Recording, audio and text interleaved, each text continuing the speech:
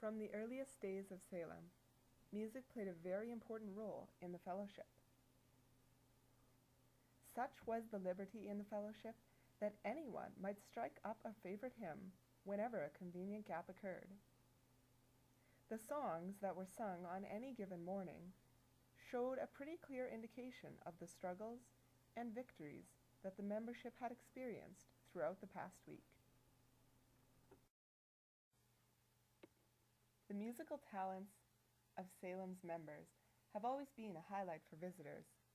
The orchestra mentioned in the song clip earlier was formed in 1928 by Henry A. Schultz.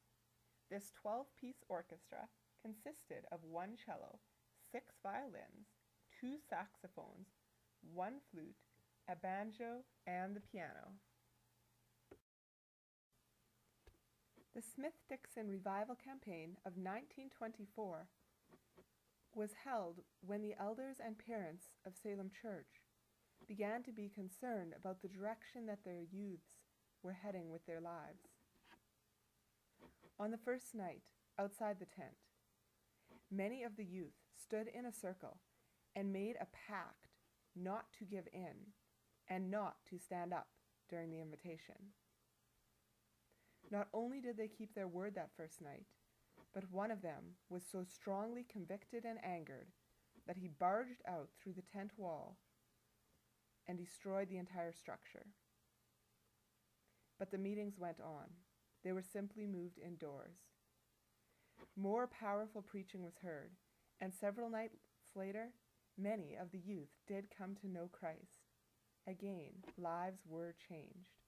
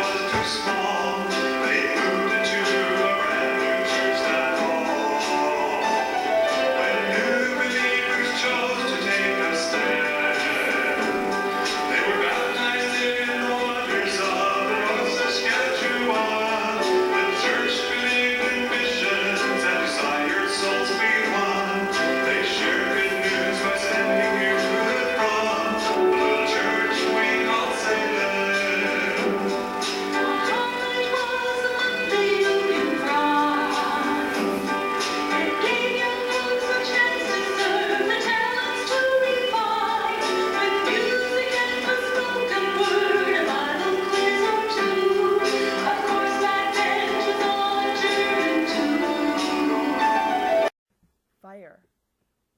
Early in 1934, on a grimly cold Sunday morning, Salem Church burned to the ground.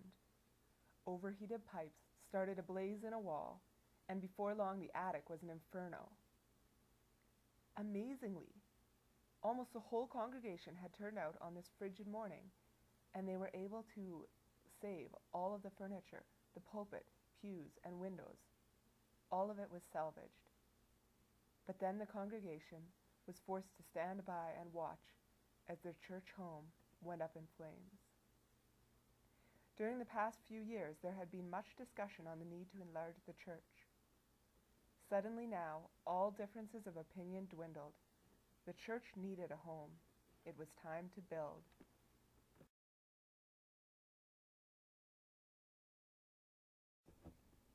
Missions is one of the strongest values of Salem Church. Many of Salem's pioneer missionaries, when they heeded the call of God, left home, family, and possessions, put their hands to the plow, not looking back, nor knowing if they would ever return. Total commitment characterized them as they carried the gospel to other cultures and communities. The first group went to China in 1916. Not guaranteed support, they were dependent on individuals and churches to meet their needs. In 1939, there was a renewed hunger among new believers in Salem to respond to the Great Commission. As a result, from 1940 to 1960, some 15 couples and several single people heeded the call of God to go to the uttermost parts of the world. With such a strong focus on missions, it really is no surprise that Salem Church partnered with 2 other churches and began Wall-Time Missions Conference. This conference has now been running for 60 years. The impacts of the missionaries sent out by this conference are overwhelming in magnitude.